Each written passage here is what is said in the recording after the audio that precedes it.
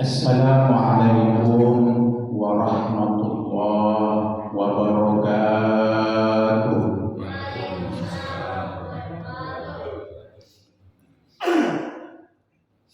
Alhamdulillah,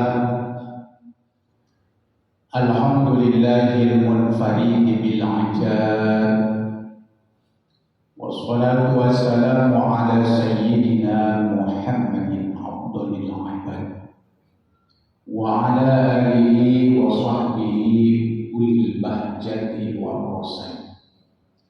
Allahumma salli wa sallim wa barik ala sayyidina Muhammadin wa ala alihi wa sahbihi ajma'in, amma ba'd.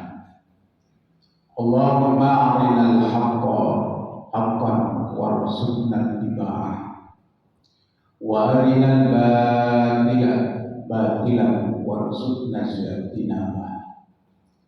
Puji beserta syukur marilah sama-sama kita panjatkan kehadirat Allah Rabbul Ghafur atas limpahan rahmat karunia dari Allah. Alhamdulillah. Pada pagi hari ini kita memasuki hari yang ke-25 di bulan suci Ramadan. Kita berharap kepada Allah Subhanahu wa taala mudah-mudahan ibadah puasa yang kita lakukan dari hari pertama sampai dengan hari ini mudah-mudahan adalah benar-benar puasa yang bisa mempengaruhi jiwa kita, tentunya menjadikan pribadi kita, watak kita, karakter kita tentunya adalah orang-orang yang lebih baik, orang-orang yang lebih dekat dengan Allah Subhanahu wa taala. Karena tentunya apa yang disampaikan oleh para ulama kepada kita melalui guru-guru kita, bahwa puasa itu mengajarkan kepada kita berbagai macam hal tentang kebaikan. Puasa mengajarkan kepada kita tentang kesabaran. Puasa mengajarkan kita tentang keikhlasan.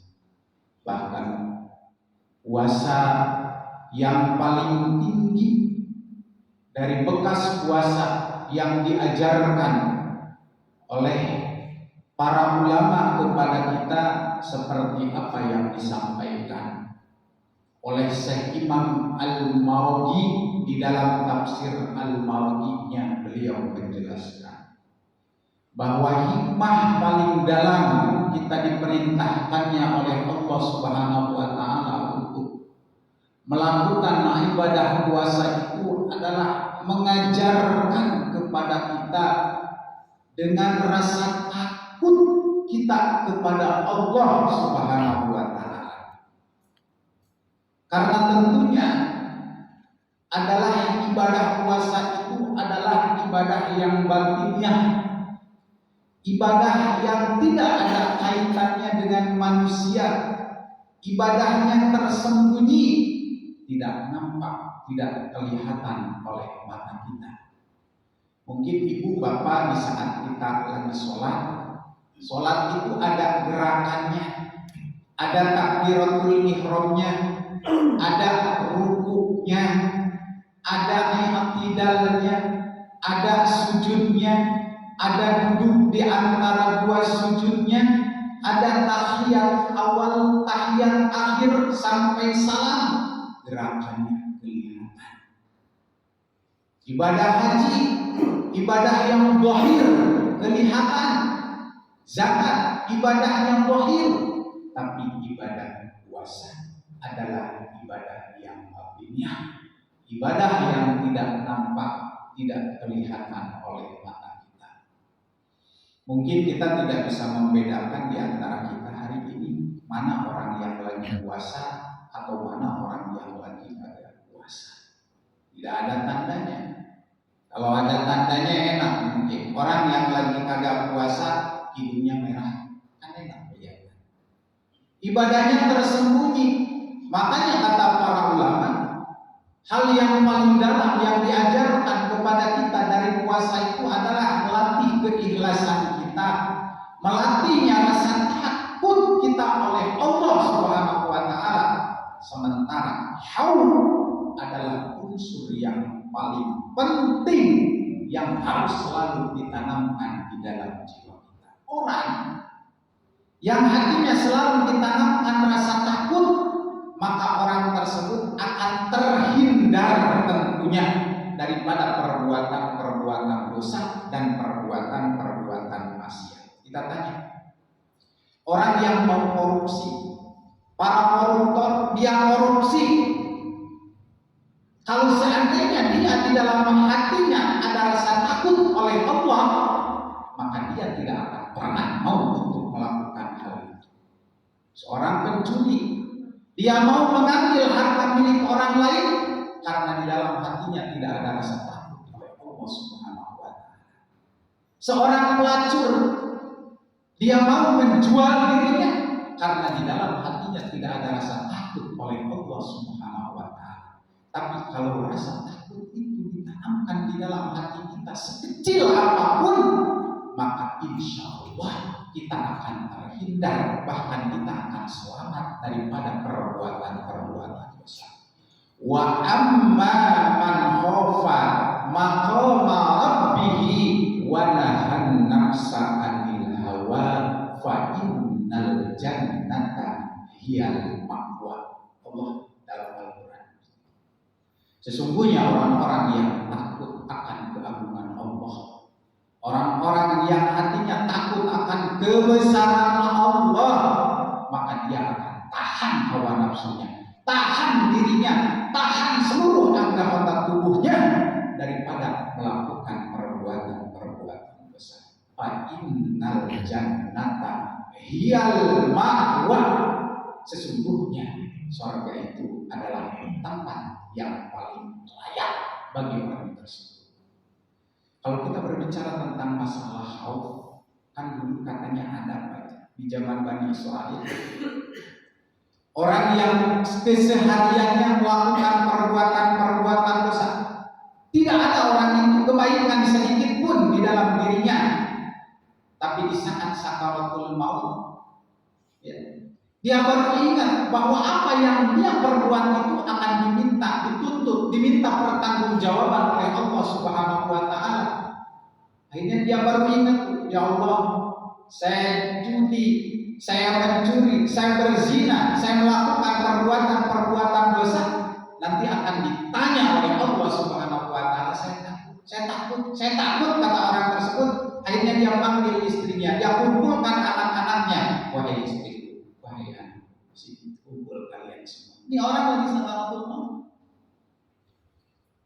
Dia berwasiat kepada keluarganya, wahai istriku, wahai anak-anakku, nanti kalau bapakmu udah agak ada, bapakmu udah dipanggil sama Allah, maka tolong nanti bapak jangan dikubur, kata orang tersebut.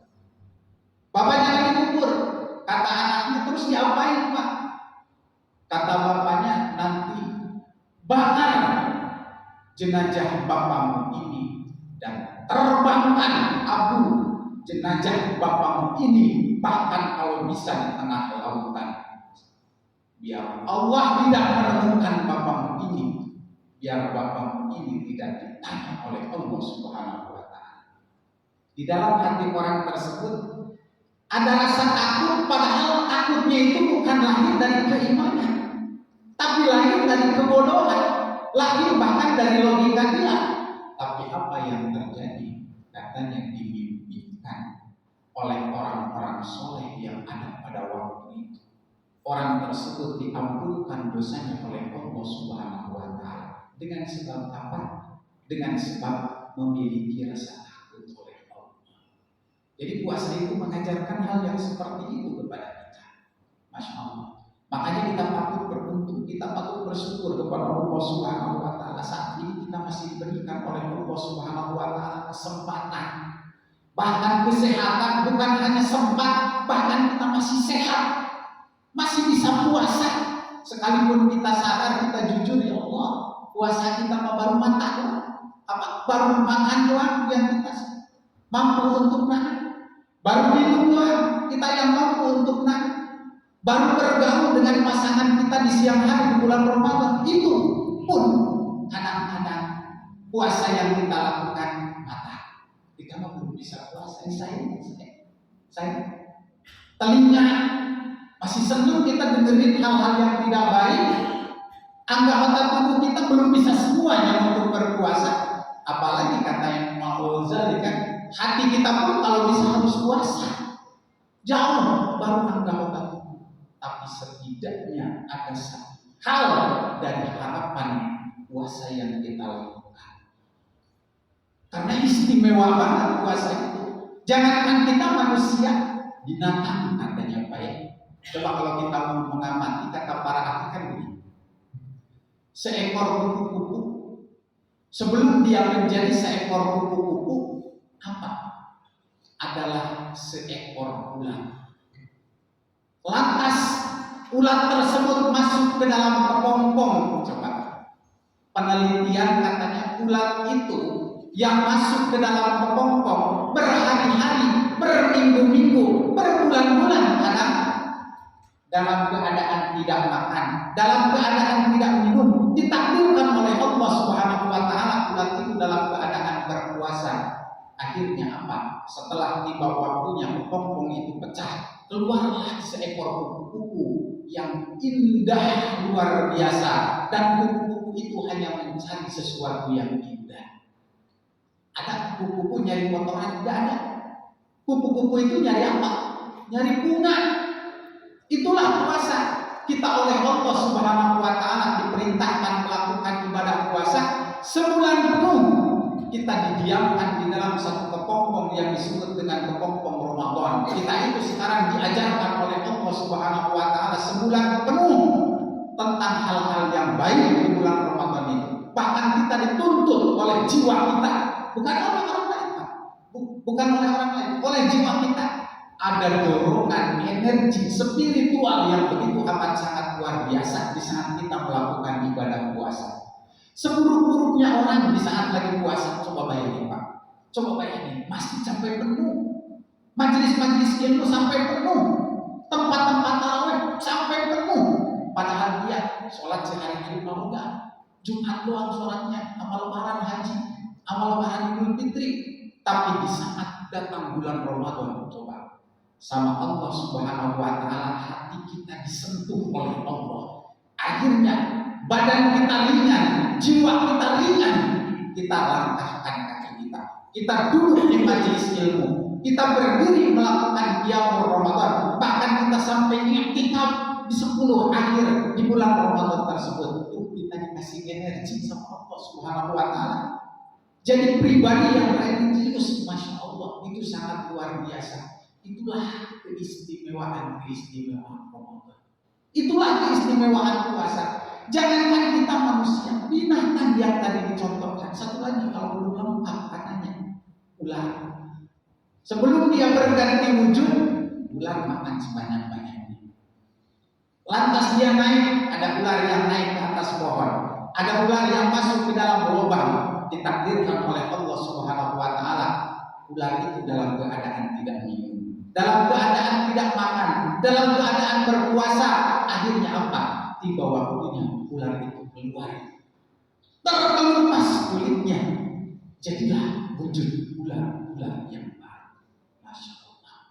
Makanya kita patut bersyukur, ya Allah, sampai sekarang ini kita masih diberikan kesempatan oleh Allah Subhanahu wa taala. Mudah-mudahan puasa yang kita lakukan sampai hari ke-25 ini, mudah-mudahan adalah puasa yang benar-benar. Nanti tibalah kita itu waktunya keluar dari lubang Ramadan, dari kepompong Ramadan, bahkan dari madrasah satu pendidikan, masya Allah, yang disebut dengan madrasah Ramadan. Nanti tibalah bulan Syawal, kita menjadi pribadi yang lebih indah, kita menjadi pribadi yang lebih unik, kita menjadi pribadi yang lebih baik. Mudah-mudahan selamanya kita bukan hanya bulan Ramadan, tapi di luar Ramadan pun bahkan Ramadan itu masih tetap membekas di dalam jiwa kita. Bukan hanya bulan Ramadan yang rajin. Makanya kan kita di sini kata para ulama, ada orang yang jadi hamba Ramadan. Hamba Ramadan itu apa? Di bulan Ramadan dia banget, masya Allah, tadarus Al-Quran aja sampai 3 juz sehari. Bahkan Al-Quran tanya, Pak, udah berapa kali hatam Al-Quran bulan Ramadan? Alhamdulillah sampai 24 hari ini saya udah hatam 5 kali. Alhamdulillah, masya Allah. Sedekah bulan Ramadan banyak banget. Tapi itu bulan Ramadan doang. Selesai bulan Ramadan, sedekahnya kagak ada. Baca Al-Qurannya kita tinggalkan. Qiyamul lailnya kita kagak. Sholat witirnya pun kita tidak melakukan. Bahkan perbuatan-perbuatan baiknya pun kita tunda. Hamba. Maka kita harus selalu menjadi hamba Allah. Di bulan Ramadan, di luar bulan Ramadan, hamba Allah itu akan selalu giat untuk selalu mendekatkan diri kita kepada Allah Subhanahu wa Ta'ala. Karena hal yang paling bagus di dalam kehidupan kita itu adalah di saat kita mampu. Di setiap hari kita, di setiap waktu kita, di setiap kesempatan kita itu jadikan orang yang lebih dekat dengan Allah Subhanahu wa Ta'ala.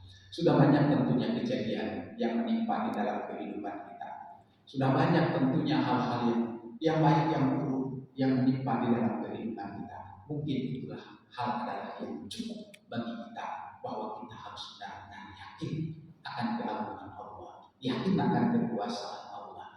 Kemarin lagi COVID ya, kita kayaknya untuk berpikir, wah bisa ngumpul lagi, bisa mudik lagi. Oh masya Allah, pagi-pagi tadi ya, saya dari Jati ke sini udah banyak banget.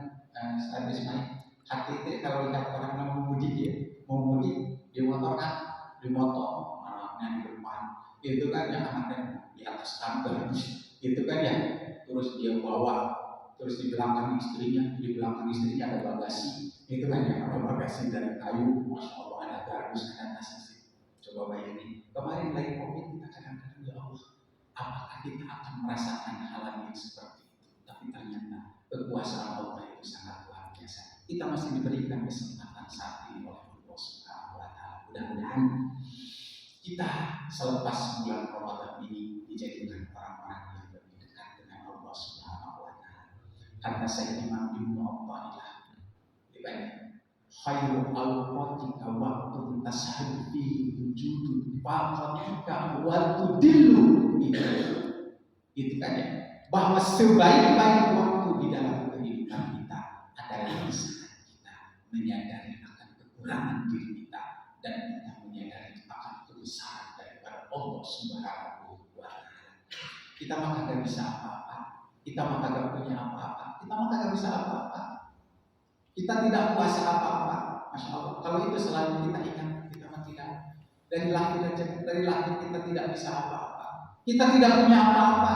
Yang punya apa-apa dan bisa apa-apa itu hanya Allah Subhanahu wa Ta'ala. Kita gerak sekarang, saya bisa melangkahin kaki ke sini, alhamdulillah, bisa kuat sampai ke sini, sampai saat ini, alhamdulillah, atas keraguan Allah, atas kekuasaan Allah. Maka mudah-mudahan kita makin sama-sama mendekatkan diri kita. Bukan hanya diri kita tentunya, bukan hanya kita sendiri, ya. Karena kita punya anak, kita punya keluarga di rumah, ajak semuanya untuk selalu mendekatkan diri kita kepada Allah Subhanahu wa Ta'ala. Terutama anak-anak kita, ajarkan anak kita itu bukan hanya tentang hal yang berkaitan dengan keduniaan. Ajarkan anak kita itu hal-hal yang baik. Perkenalkan Allah Subhanahu wa Ta'ala. Perkenalkan baginda Rasulullah SAW kepada kita, kepada generasi-generasi kita. Bukan hanya kita yang baik, kan ada orang tuanya masya Allah rajin banget pergi ke majelis taklim. Di mana-mana ada majelis taklim, ada tuh orang itu aja di mana-mana ada pengajian, ada tuh bapak itu. Tapi saya yang mempunyai anak, mempunyai keluarga yang bodoh dari asadun nasi kata para ulama.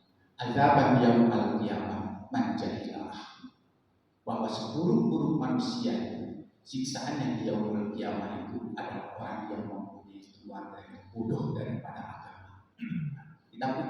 Kita rajin ibadah. Kan sih disampaikan, udah berulang kali saya sampaikan di tempat ini bahkan ada cerita Orang tua katanya udah enak, asik di surganya Allah, sementara anaknya ada di nerakanya Allah. Anak protes. Karena di akhir kan begitu. Semua dipersilakan oleh Allah untuk saling tuntut, saling minta pertanggungjawaban. Anak akan tuntut sama orang tua. Suami akan tuntut sama istri. Kita akan dituntut sama istri. Kalau tidak bisa menunaikan tugas kita sebagai seorang orang tua, kalau kita tidak bisa menunaikan tugas kita sebagai seorang suami, itu kalau tidak menunaikan tugas secara baik sebagai seorang istri, nanti dipersilakan sama Allah silakan tuntut istri. Kata Allah silakan tuntut suami, silakan tuntut bapak. Nuntut sama Allah Subhanahu wa taala, ya Allah, saya kagak ridho, kagak ikhlas bapak saya masuk surga sementara saya masuk neraka. Kata anak begitu. Kata Allah, bagaimana kamu kagak ridho? Orang tuamu orang baik. Kan bapakmu orang baik, ibumu orang baik, sementara kamu adalah orang jahat. Ya Allah, saya ingin dipertemukan dengan orang tua saya. Dikonfrontir kalau kata orang sekarang, dipertemukan. Akhirnya dipertemukan ke anak sama orang tuanya. Di hadapan Allah anak itu berucap, ya Allah, dulu saya kagak pernah sholat, dulu saya kagak pernah puasa, dulu saya kagak pernah melakukan kebaikan karena saya tidak pernah diajarkan oleh orang tua saya. Akhirnya Allah, apakah benar Tuhan apa yang anakmu itu sampaikan tadi? Kata orang tua, ya Allah, saya dulu kagak pernah ngajak anak untuk sholat, saya nggak pernah dulu ngajak anak untuk melakukan ibadah puasa. Kata Allah, kalau begitu silakan, sampai kalian semua masuk neraka Allah bersama-sama. Makanya kita harus senang kalau ada teriakan anak kecil di masjid. Jangan kayak kemarin dari kejadian Ustaz. Itu kan ya, di satu masjid itu ya, di satu masjid anak berisik banget, berisik. Akhirnya sama pengurus masjid dikejar, digampar. Nah, anak-anak ya, anak-anak dari rantai atas dikejar. Akhirnya orang tuanya kagak terima, cuman ya dilaporkan ke polisi karena anaknya memang digampar. Dan masya Allah, memang udah ada CCTV kan, kelihatan banget dari CCTV ya. Itu anaknya memang dikejar, ditoyorin, bahkan digampar. Gara-gara apa? Gara-gara bisik sampai urusan. Tapi akhirnya alhamdulillah itu kan ya telepon sama saya, gimana Ustaz?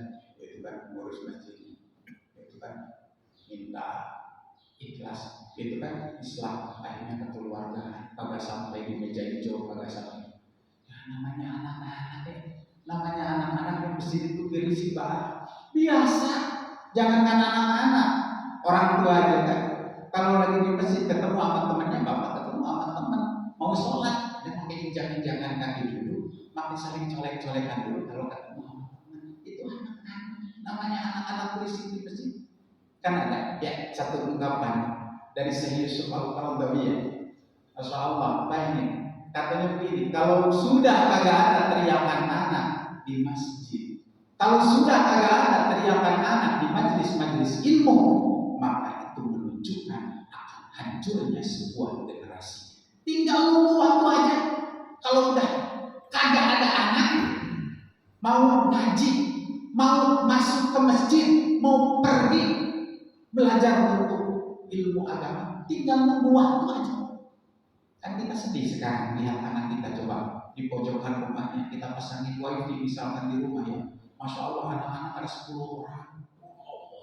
Dari pagi sampai siang, kalau kita agak dikejar-kejar tuh anak kagak diomel-omelin, abah-abah 10 orang begini, ya Allah. Waktu ngaji ya kagak kami ngaji, waktu sholat susah banget. Masya Allah. Ingatin anak kita, ingatin di rumah. Jangan kasihan, kan ada rasa kasihan, biarin. Anak nggak dibangunin sholat aja, masih SD. Ya, masih SD anak kita bangunin kita sholat nggak? Masih SD. Anak kita udah SMP.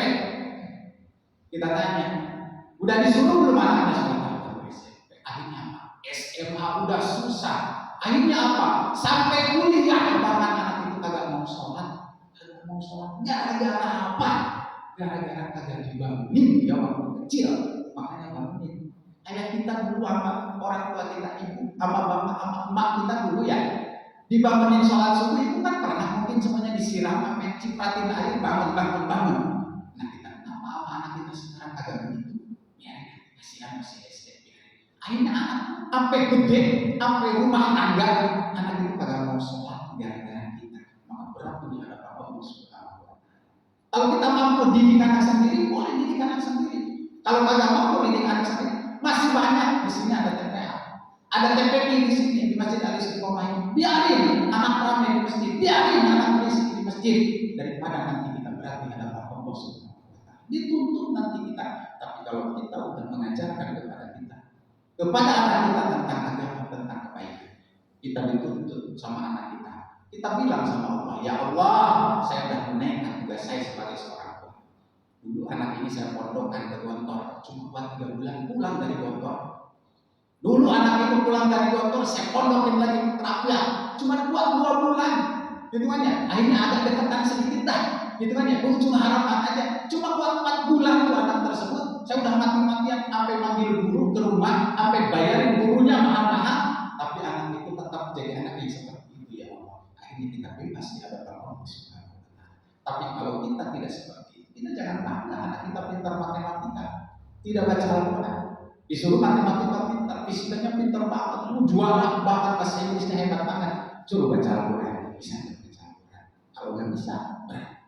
Mau nggak anak itu sholat? Berat di hadapan Allah kalau nggak mau sholat. Tapi alhamdulillah, anak kita udah pintar matematikanya, udah pintar ilmu fisikanya, udah pintar ilmu ekonominya, masya Allah, baca Al-Qurannya hebat, sholatnya juga rajin. Aset kita nanti di akhirat, anak itu akan dipersilahkan oleh Allah Subhanahu wa Ta'ala. Tuh orang tua kamu dulu yang didik kamu, dia kagak bisa ngaji, emak bapakmu kagak bisa ngaji dulu, tapi dia mondokin kamu di mana-mana. Akhirnya jadilah seperti itu. Akhirnya kita apa? Ditolong sama anak kita, diselamatkan kita sama anak kita. Kita punya suami kagak mau sholat, jangan didiamin. Punya suami kagak mau sholat, jangan didiamin. Biarin dah, dia saya nggak bisa begitu. Kalau dalam keluarga nanti kita akan ke bawah-bawah di hadapan Allah. Ya paling tidak bilang, mas sholat, ya mas sholat, mas sholat. Kata suaminya, ya ada urusan gak ada kalau itu kita layak benci dengan anak kita. Ya Allah, saya itu sebetulnya sayang sama suami saya, tapi kenapa suami saya tidak mau sholat? Apa ini sama Allah? Ya Allah, lembutkan hati suami saya. Ya Allah, lembutkan hati anak saya. Mudah-mudahan dia mau sholat. Jangan senang, cuma diumpahin suami, wah, malah cukup. Suami gajinya gede, tapi kagak mau sholat 10 juta, suami gede. Gajinya, ibu dikasih tiap bulan 8,5 juta, kan sama suami, tapi sayang suami kagak mau sholat. Tak akan cukup dengan hal yang seperti itu. Nanti kita dihadapkan Allah Subhanahu wa Ta'ala. Kalau kita paling dengan hati aja, kagak senang suami yang kagak mau puasa, suami yang kagak mau sholat, kita diam. Makanya nanti kan di surga itu ada pintu surga itu, katanya ada tulisan bahwa surga itu diharamkan bagi orang yang dayus di antaranya. Ya, dayus itu apa? Orang yang diam di antaranya, kata para ulama sebagian, melihat perbuatan-perbuatan dosa tapi dia diam. Itu kan itu yang pertama. Kedua, orang yang terus-menerus melakukan perbuatan-perbuatan dosa. Jadi surga itu haram bagi orang yang seperti itu. Makanya hati kita paling benci. Terus kita usahain, minta sama Allah. Ibu punya anak, ya Allah, bandel banget. Punya anak, kemarin malam ada orang yang masuk Ustaz, ya Allah, tolongin anak saya, kasih nasihat. Itu kan emang kenapa? Wah, kabur-kaburan sekarang gara-gara kesenangannya saya. Kagak boleh itu, kagak boleh. Aku sampai ke Karawang, coba telepon sama Ustaz. Ya Allah, itu kan yang bilangin, Pak, maksimal. Usahanya udah maksimal, anak udah dipondokin ke mana-mana. Tapi terus itu aib yang terakhir. Jangan kita ngomong buruk sama anak ya, Pak. Jangan pernah ngomong buruk sama anak. Anak kita bilang bego, selalu bego. Itu kan ya, bego lo. Itu tiap hari kita ngomongnya bego lo, budek lo. Lama-lama anak itu bego beneran, budek beneran. Tapi apa?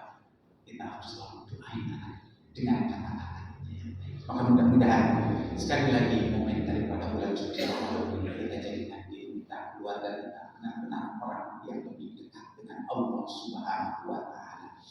Ibu bapak sekalian yang saya hormati, mungkin itu yang dapat disampaikan pada pagi hari ini.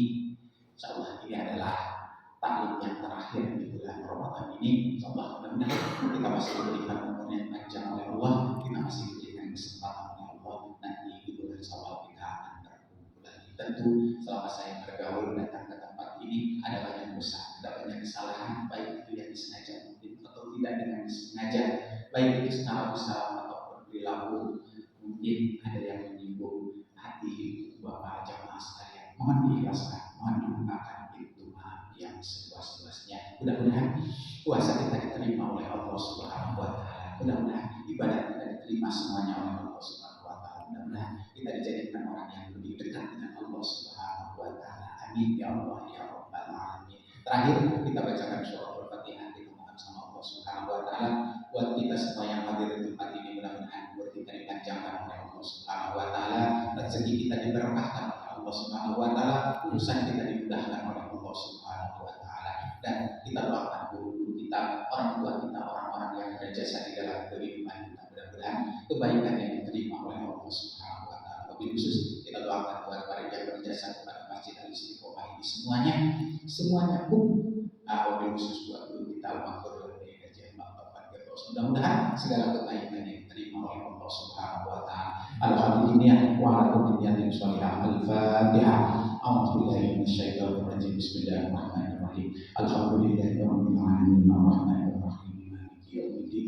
Iyyaka na'budu wa iyyaka nasta'in. Ihdinas siratal mustaqim. Siratal ladzina an'amta 'alaihim ghairil maghdubi 'alaihim waladdallin.